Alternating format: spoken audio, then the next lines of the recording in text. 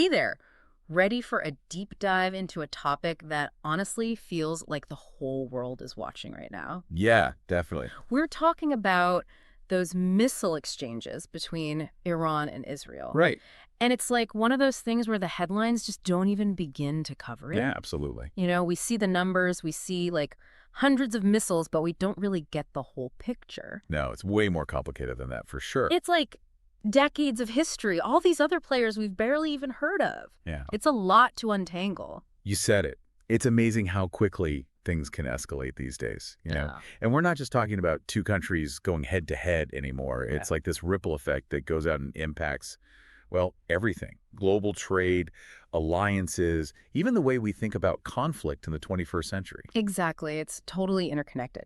So to even try to understand what's going on right now, we got to rewind a bit, right? Yeah. Like, let's go back to April of this year, 2023. Okay. Because from what I've read, that's when Iran launched over 300 drones and missiles at Israel, which, if I'm getting this right, was the first direct attack of that scale since the Gulf War back in 1991. That's right. Yeah. That's huge. I mean, what even triggered that, and how does that connect to this most recent round of attacks? You're right. That April attack was a big deal. It was actually a larger assault than what we saw recently in October, even though it didn't get as much attention at the time. Really? Yeah. And the way Iran framed it was as retaliation for an Israeli airstrike in Syria. Okay, That strike killed some high-ranking Iranian military officers. I see. So it's this tit-for-tat dynamic, right? Yeah. You hit us, we hit you back. It's unfortunately the name of the game in this conflict. And that's key to understanding how things keep escalating. Okay, so it's not just Iran and Israel acting alone here. We've got to talk about these other groups that are part of this whole thing. Like, we're talking Hamas, Hezbollah, Right. and even the Houthis over in Yemen. They're all part of this, what is it, the axis of resistance? Exactly. Think of it like a network. Okay. All these actors, they've got shared interests, and they're all getting support from Iran. You've got Hamas. They're mostly operating in the Gaza Strip, and they've been in this long, drawn-out conflict with Israel for years now. Then you've got Hezbollah, based in Lebanon. They're considered one of the most heavily armed non-state groups in the world. Wow. And on top of that, you've got the Houthis in Yemen.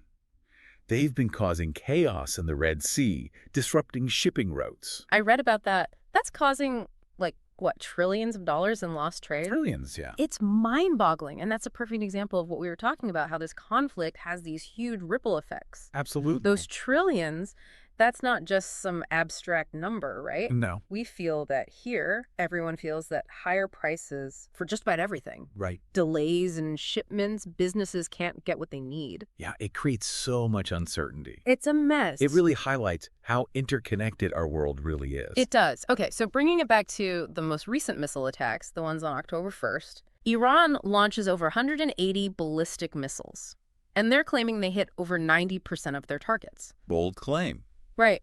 And then Israel comes back and says, yeah, okay, there were attacks, but we intercepted most of those missiles. It's kind of hard to even know what to believe when the information is flying around like that. Totally. It's like information warfare almost. Yeah. Each side wants to control the narrative. But what we do know for sure is that Israel relies very heavily on its defense systems. They've got a whole layered system, really high-tech stuff. We're talking Iron Dome, David's Sling, even the Arrow system. And each one of those targets different types of threats, right? Exactly. Like, from what I've been able to understand, you've got Iron Dome going after the shorter range rockets and artillery, and then David Sling is designed to take out the medium range missiles. And then, like, the big daddy of them all, you've got the Arrow system for those long range ballistic missiles. You've got it. It's like this high stakes technology race, like straight out of a movie. It really is. And these systems, as advanced as they are, they cost a fortune to operate. Oh, I bet. Like, just to give you an idea, each Tamir missile, that's what the Iron Dome uses, costs around $50,000 a pop. It's $50,000 every time they fire one of those things. Yep.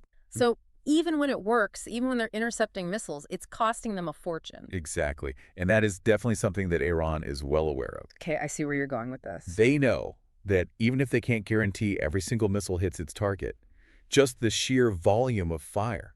It puts a ton of pressure on Israel. Right. Both militarily and financially. It's like this constant threat hanging over them. It's a war of attrition in a lot of ways. But we also have to remember that these missile exchanges, they're not happening in a vacuum. There's a real human cost here. and a whole chain of events that led directly to this latest escalation.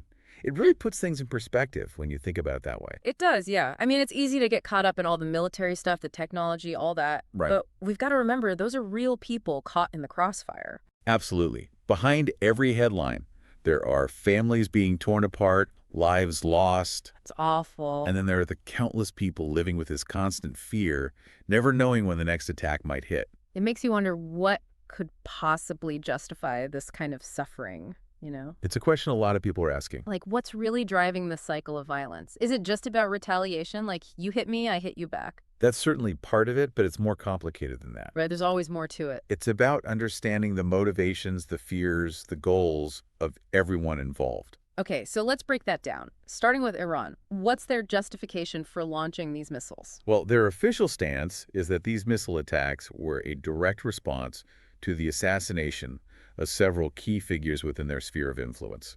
You're talking about Hamas leader Ismail Haniyeh. Him, yes, back in July.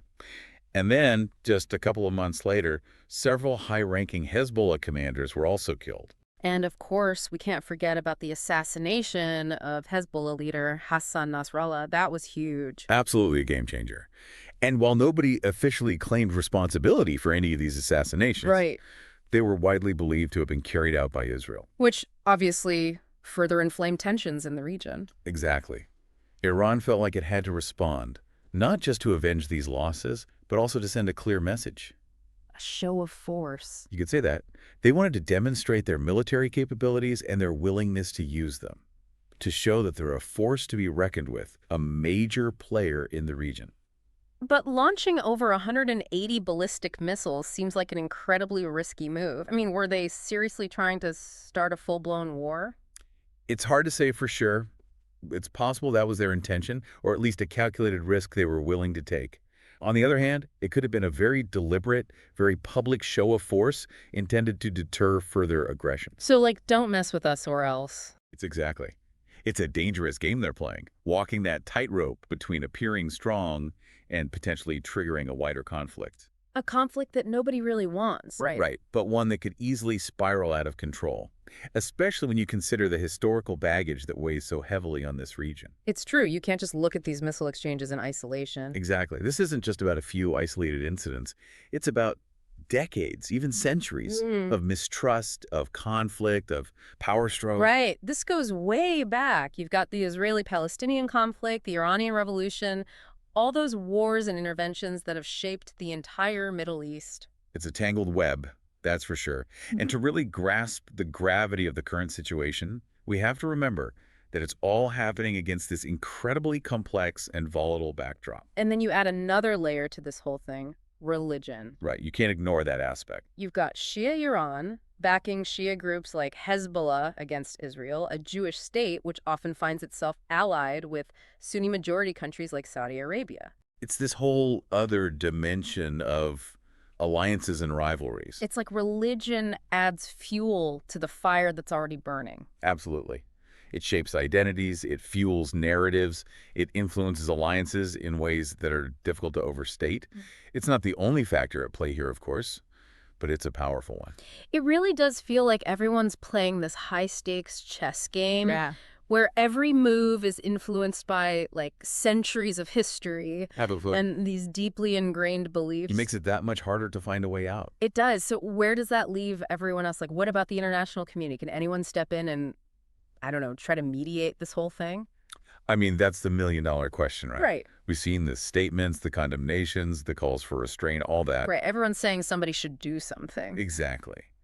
But actually getting everyone to the table, finding a mediator that both sides trust, that's a whole other ball game. Especially with all the other stuff going on in the world right now. I mean, you've got countries like Russia and China. They often side with Iran. And then you've got the U.S. and Europe. They're usually aligned with Israel. Like every move on the board gets amplified. Exactly. Because it's not just about Iran and Israel. It's about these global power dynamics. It's about who gets to call the shots in the Middle East and beyond. Yeah, it's way bigger than just these two countries, that's for sure. So I guess what I'm asking is there even any hope for peace here? Honestly, it's hard to say. Yeah. When you look at how long this conflict has been going on, It's easy to get pessimistic. That's fair. But I think it's important to remember that even in the darkest of times, there's always hope. There are people Fair. working behind the scenes trying to find a way forward. Really? Like who? Well, there are these individuals and organizations on both sides who are dedicated to dialogue. Okay. They're working to build bridges, to promote understanding. So they're trying to find common ground, even amidst all this chaos? Exactly. And then there are the efforts to address the root causes of the conflict itself. Like, you can't talk about peace without talking about the occupation of Palestinian territory. Right, that's a huge part of this whole thing. Exactly. So even though it doesn't always make the headlines, there are people working towards a different future. A future without all the violence and the hatred. Precisely. And it's a reminder that peace isn't just some abstract idea. It's about creating a world where everyone feels safe, where everyone feels like they belong, where everyone has the opportunity to thrive. And that's something worth fighting for, even if it feels impossible sometimes. Absolutely. And I think that's the takeaway here. We can't give up hope. Yeah. We have to remember that even small acts of courage, small acts of kindness, they can make a difference. I like that. It's about challenging our own biases, engaging in meaningful conversations, supporting those who are working towards peace. So it's not just about what governments do, it's about what we do as individuals. Exactly. Because ultimately, peace isn't something that just happens to us. It's something we actively choose to create. That's a powerful thought. And on that note, as we wrap up this deep dive into the missile exchanges between Iran and Israel, we want to leave you with this. We live in a world where technology can send missiles across borders in the blink of an eye.